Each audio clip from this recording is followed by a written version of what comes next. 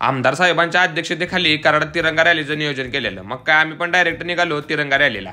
बाबा काय अजून आलं नव्हतं, त्यामुळे म्हणलं तोपर्यंत जाऊन नाश्ता करून येऊया. मग आम्ही तिघांनी जाऊन नाश्ता करून घेतला आणि डायरेक्ट जाऊन जिथनं रॅली सुरू होणार होती तिथं जाऊन थांबलो.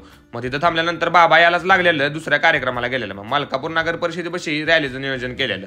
मग काही बाबा आल्यानंतर रॅली पण सुरू झाली आणि सगळीच जमा झालेली. ह्या रॅलीत लोक तर भरपूर होतीच, त्याबरोबर महिला पण मोठ्या प्रमाणात होत्या. मग बाबा आल्यानंतर रॅली पण सुरू झालेलीच. मग आम्ही सगळ्यांनी बाबांच्या मागून चालायला पण सुरू केलं. आणि आज मी आणि आमचे अध्यक्ष म्हणजे युवा मोर्चाचे अध्यक्ष सूरज शेवाळे आम्ही पण होतो. आम्ही तिथनं परत बाबांच्या बरोबर गेल्यानंतर मग मीडियाची बाबांची बाईट पण होणार होती. मग रॅली जिथं समाप्त होणार होती तिथंच मीडियावाली पण थांबलेली. आणि ह्याच रॅलीचं आयोजन दरवर्षी असते. मग त्यामुळे बाबांची बाईट पण तिथं झाली.